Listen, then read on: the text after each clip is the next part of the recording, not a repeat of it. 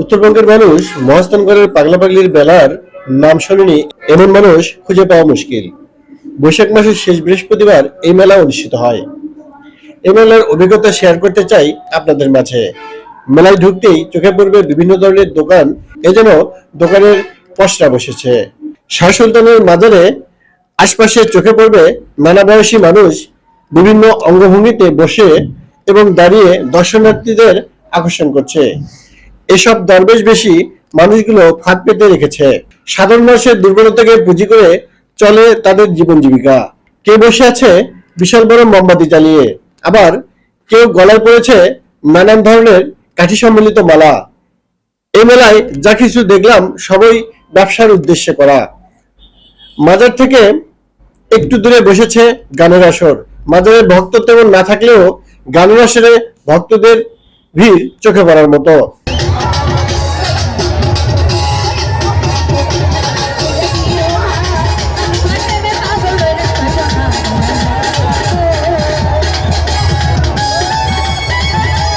আবার কোন কোন জায়গায় পুরুষ ও মহিলা মিলে এক ধরনের গানের তালে তালে তারা বিভিন্ন অঙ্গভঙ্গিতে মেতেছে।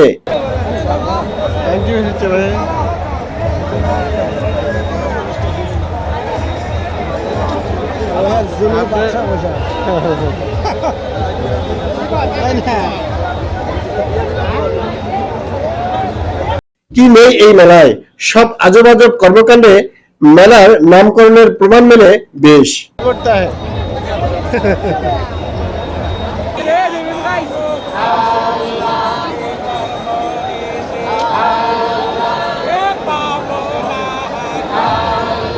মহাস্থানগড় বিখ্যাত শাহ সুলতানের মাজারের জন্য। শাহ সুলতান একজন ধার্মিক ব্যক্তি ছিলেন। ইসলাম প্রচারের জন্য ভারতবর্ষ থেকে পশ্চিমবঙ্গে আসেন। নানা দেশ ঘুরে মহাস্থানের পুণ্যনগরীতে আসেন এবং ইসলাম প্রচার করতে থাকেন। তখন কিছু মানুষ ইসলাম ধর্ম গ্রহণ করে, ফলে পুণ্যনগরীর রাজা পরশুরামের সাথে দ্বন্দ্ব শুরু হয়। পরে সেই দ্বন্দ্ব যুদ্ধে রূপ নেয়। সেই যুদ্ধে পরশুরাম পরাজিত হয় এবং সুলতান আধিপত্য বিস্তার করেন।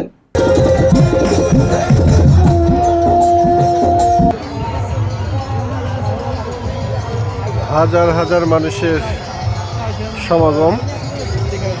আসলে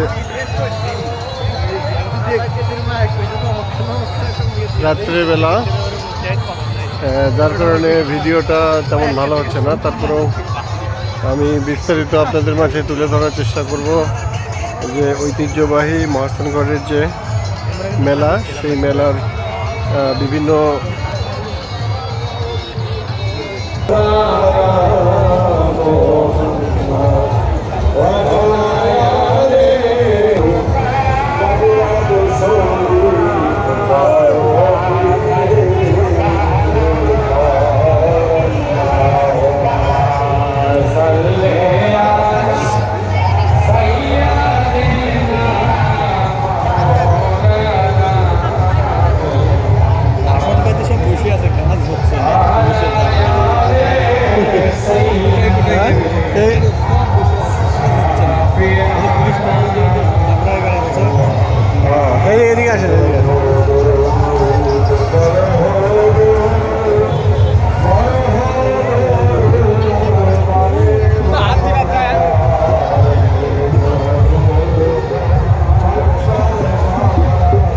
সুলতানের মৃত্যুর পরে তার সমাধি ঘিরে মাজার করা হয়। বর্তমানে এই মাজার যেন একটি ভণ্ডদের দখলে।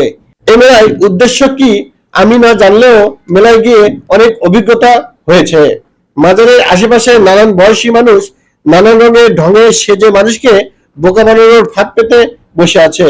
প্রথম দেখায় মনে হতে পারে আজব এই মানুষগুলোর দ্বারা অলৌকিক অনেক কিছুই সম্ভব, কিন্তু আপনি যদি আল্লাহ এক এবং অদ্বিতীয় বিশ্বাস করেন তাহলে এরা ভণ্ড ছাড়া আর কিছু না।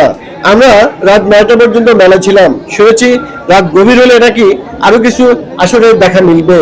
তবে যেটাই হোক না কেন, এক রাতের এ মেলায় আসা দর্শনার্থীরা কি শিক্ষা পেল সেটা নিয়ে আমার কিছু বলার নাই। আজ এ পর্যন্তই। ভিডিও ভালো লাগলে লাইক, কমেন্ট, শেয়ার করে পাশে থাকবেন।